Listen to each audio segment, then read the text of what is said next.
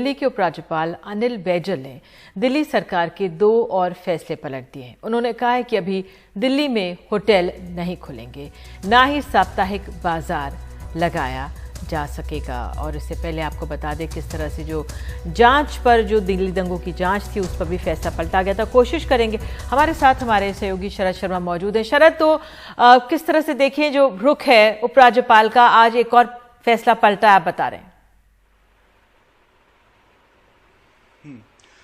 देखिए, कल ही रात में दिल्ली की केजरीवाल सरकार ने फैसला किया था कि जो अनलॉक 3 अब शुरू होने वाला है उसमें एक तो रात का कर्फ्यू खत्म किया जाएगा, दूसरा दिल्ली के अंदर होटल, जब केंद्र सरकार ने भी खोलने की इजाजत दे दी थी तब दिल्ली सरकार ने खोलने की पहले इजाजत नहीं दी थी, क्योंकि दिल्ली सरकार को यह लग रहा था कि दिल्ली में कोरोना के मामले बढ़ेंगे तो होटल इसलिए बंद रखे जाएं क्योंकि इनको जो है होटल हॉस्पिटल के साथ अटैच करना होगा। लेकिन अब मामले कम हो गए थे तो दिल्ली सरकार ने अब इजाजत दे दी थी कि अनलॉक 3 के अंदर होटल खुलेंगे। तो कल रात ये फैसला हुआ था। साथ ही एक फैसला और हुआ था कि जो दिल्ली के अंदर साप्ताहिक बाजार, जो वीकली मंडीज लगती हैं, शुक्र बाजार, मंगल बाजार, इस तरह के जो बाजार होते हैं, एक हफ्ते के लिए ट्रायल बेसिस पर इनको लगाकर देखा जाए।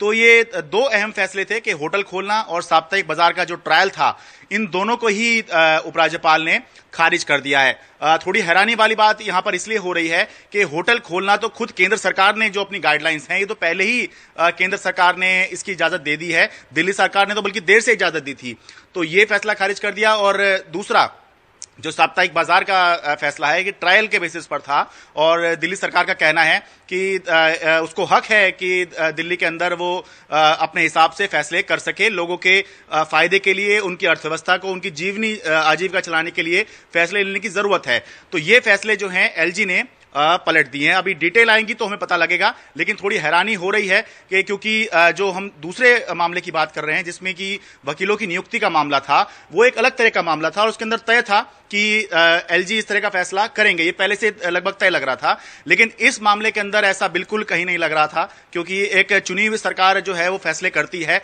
और आमतौर पर हमने पिछले काफी दिन से देख रहे हैं कि उपराज्यपाल चुनी हुई सरकार के फैसलों में बहुत ज्यादा इंटरफेयर नहीं करते हैं। लेकिन ये फैसला खारिज हुआ है तो ये इंटरफेरेंस है।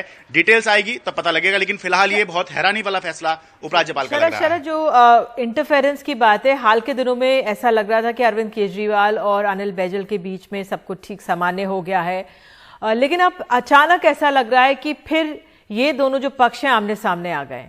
अब ये वाली, अगर पूरा केंद्र सरकार कह रही है कि भाई रात का कर्फ्यू हट जाएगा, होटल्स खुल सकते हैं, आत्मनिर्भर होना चाहिए, तमाम एहतियात के साथ आप होटल्स खोलें, और दिल्ली में भी अगर दिल्ली सरकार खोलती है और उपराज्यपाल मना करते हैं, तो इसको कैसे समझा जाए? इसकी जवाबदेही फिर किसकी है? देखिए, हमें सीधे सीधे ऐसे समझना चाहिए कि दिल्ली जो है वो शुरू से ही अरविंद केजरीवाल खोलने के पक्ष में थे। तो ये कोई ऐसा नहीं है कि एकदम से अब खुल रही है दिल्ली, तो बल्कि जून से पहले ही खुल चुकी है। तो जून, जुलाई और अब हम तीसरे महीने में जा रहे हैं जहां पर दिल्ली खुली हुई है। तो उसके अंदर अगर होटल खोलने का फैसला अगर एक चुनी हुई सरकार ले रही है तो वो अपने रिस्क पे ले रही है, क्योंकि अगर कल को कुछ होगा जवाबदेही तो चुनी हुई सरकार की होगी, क्योंकि लोगों ने उनको वोट दिया है, उनको चुना है, तो जो फैसला वो करेंगे जवाबदेही उनकी होगी। लेकिन अगर उनका फैसला जो है उपराज्यपाल रद्द कर रहे हैं, हालांकि इसमें अगर वो रद्द कर रहे हैं तो वो रद्द ही माना जाएगा, क्योंकि इस समय आपदा का समय है, आपदा का कानून लगा हुआ है और एलजी जो है वो जो स्टेट डिजास्टर मैनेजमेंट अथॉरिटी होती है उसके अध्यक्ष होते हैं, उनके पास पावर है, तो उन्होंने खारिज कर दिया। लेकिन ये वाकई में, इसलिए मैं कह रहा हूं कि हैरानी वाली बात इसलिए है कि ये फैसला कोई ऐसा नहीं लग रहा था। जैसा कि मैंने कहा कि जो वकीलों की नियुक्ति का मामला था, ये तो लग रहा था कि इसमें आपसी विवाद होगा और कहीं से विवाद चल रहा था, तो उसमें एलजी ने अपनी स्पेशल पावर यूज करी। समझ में आता है मामला बड़ा है, सुप्रीम कोर्ट तक में इसको प्रेजेंट करना है, तो इसलिए केंद्र सरकार भी जो है इसमें पूरा स्टैंड उन्होंने ले रखा था। लेकिन ये कोई ऐसा फैसला नहीं था। ये तो अगर चुनी हुई सरकार ये फैसले भी नहीं ले सकती है कि अपने आप हम होटल खोलेंगे, क्योंकि अब हमें लग रहा है कि अर्थव्यवस्था को बढ़ावा देना है, मामले कम आ रहे हैं और होटल्स को हॉस्पिटल के साथ अटैच करने की जरूरत नहीं है या फिर क्वारंटीन सेंटर बनाने की ज्यादा जरूरत नहीं लग रही है जी। ट्रायल बेसिस पर वीकली बाजार, जिसमें कि फल, सब्जी और छोटे छोटे सामान जो होते हैं रोजमर्रा की जरूरत के, वो बेचे जाते हैं। तो ये लोगों की ये कहा जाए कि उनके फेवर में ही ये फैसला जाना था। हालांकि ये जरूर था कि ये ट्रायल बेसिस पर था, तो सरकार को देखना था। तो अगर सरकार ये भी नहीं करेगी तो फिर ये सवाल है कि सरकार का फिर अधिकार रह क्या जाएगा। तो अभी हम डिटेल का इंतजार कर रहे हैं, लेकिन अभी प्राइमा फेसा ये बहुत हैरानी वाला फैसला है उपराज्यपाल का। बिल्कुल।